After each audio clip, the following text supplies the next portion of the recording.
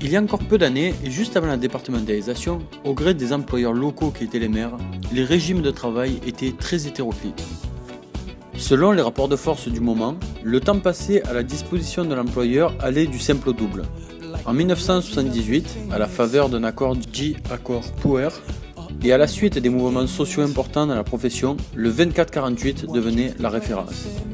Pourtant mis en garde par la CGT, et alors que d'autres professions se débarrassaient de ce système offrant des heures gratuites aux employeurs, les sapeurs-pompiers professionnels, manipulés par le corporatisme ambiant, plébiscitaient ce système.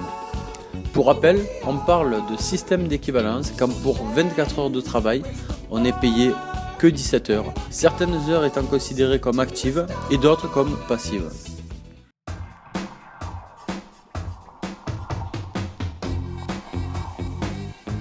Le décret qui suivit, numéro 2001-1382 du 31 décembre 2001, maintenait et confirmait cette dérogation jusqu'en décembre 2013 en bornant les heures de travail entre 2160 heures et 2400 heures.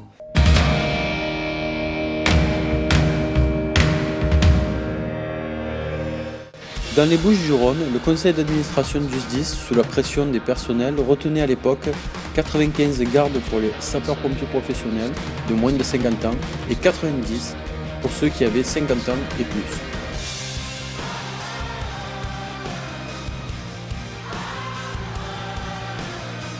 À peine sorti, en 2001, un recours au Conseil d'État était déposé et en 2003, le système d'équivalence était reconnu comme en infraction avec la directive européenne. En effet, au niveau de l'Europe, et grâce aux actions des structures syndicales européennes, où siège la CGT, tout heure passée sur son lieu de travail ou au service de son employeur est considéré comme une heure travaillée, ce qui n'est pas le cas avec le système d'équivalence.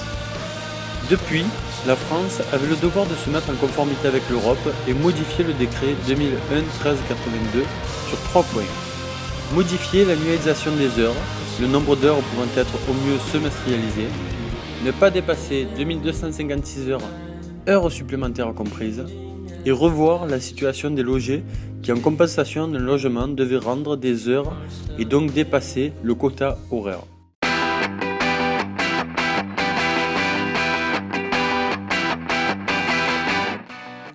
Le 18 décembre 2013, un nouveau décret, signé par le ministre de l'Intérieur Manuel Valls, est sorti, applicable au 1er janvier 2014. Il modifie le précédent, mais ne se met pas en conformité totale avec la directive européenne citée précédemment. C'est le décret 2013-1186. Ce nouveau décret semestrialise le temps de travail des sapeurs-pompiers professionnels. Il plafonne à 1128 heures par semestre le temps de travail, c'est-à-dire 47 gardes. Dans les Bouches-du-Rhône, le changement pour les personnels, c'est le passage de 95 à 94 gardes de 24 heures, et pour les agents de 50 ans, rien ne bouge, il reste à 90 gardes. En ce qui concerne les logés, un délai est donné à la France pour la mise en conformité au 1er janvier 2016.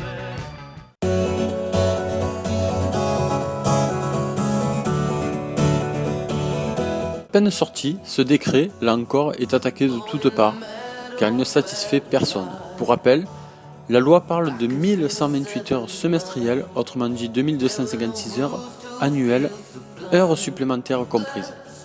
De plus, le système d'équivalence est toujours en vigueur et toujours rejeté par la CGT et par l'Europe. En ce qui concerne les heures supplémentaires, la loi européenne parle des 2256 heures par an, heures supplémentaires comprises, en sachant que si un dispositif plus avantageux est mis en place dans le pays concerné, il doit être appliqué, ce qui est le cas en France avec la loi Aubry et les 35 heures. La loi Aubry fixe à 35 heures hebdomadaires, c'est-à-dire 1607 heures annuelles, le temps de travail. Étant en vigueur en France avec 5 semaines de congés payés, elle doit s'appliquer aux sapeurs-pompiers professionnels. Pour les fonctionnaires, les agents ont le droit de faire 25 heures supplémentaires par mois, ce qui fait un total annuel de 300 heures.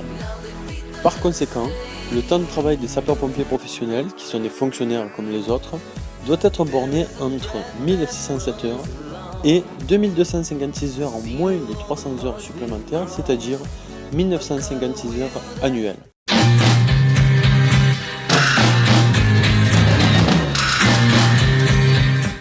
Pour rappel, dans la fonction publique, et donc chez les sapeurs-pompiers professionnels, les heures supplémentaires qui existent sont les IHTS et les IFTS. Les IHTS sont des heures supplémentaires non programmables. Elles sont mises en place lors de dépassements d'horaires. Prenons pour exemple une intervention qui se prolonge et se termine après le cycle de 24 heures. Toute heure au-delà sera payée en IHTS. Les IFTS sont des heures supplémentaires programmables. Seuls les agents de la catégorie A et les agents de la catégorie B sont concernés par ces heures supplémentaires programmables.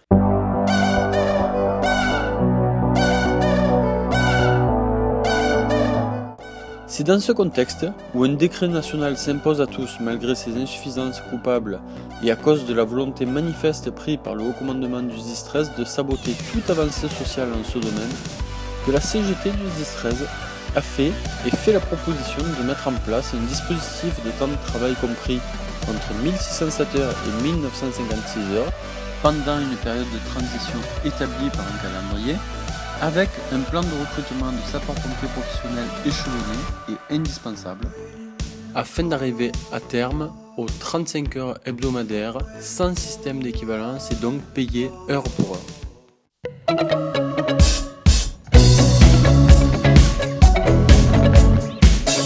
Alors qu'elle devait anticiper depuis longtemps ce dossier, notre direction SDIS 13 a commencé à s'intéresser au temps de travail un peu avant l'été 2013.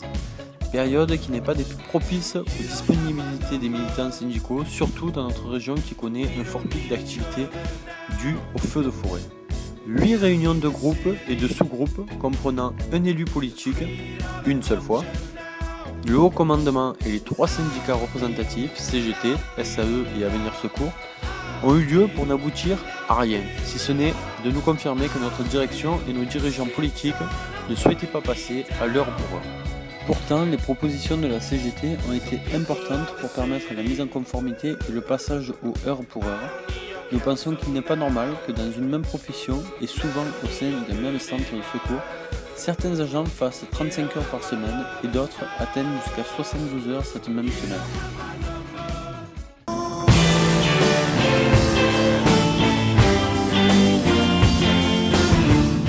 Aujourd'hui, les autorités politiques du SDIS 13, avec sa haute hiérarchie pompier, tentent grossièrement de faire croire à la concertation sur ce dossier en demandant l'avis directement aux agents par des réunions en interne sur un dossier très lourd et difficile à comprendre.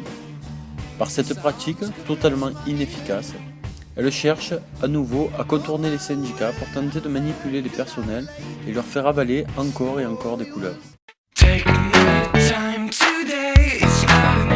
La CGT revendique et continuera de revendiquer l'application des 35 heures chez les sapeurs-pompiers professionnels qui ont été et sont toujours possibles grâce aux lois Aubry et pour ce faire exige la création d'emplois publics de sapeurs-pompiers professionnels indispensables pour mettre dans chaque centre de secours les effectifs au niveau des besoins opérationnels.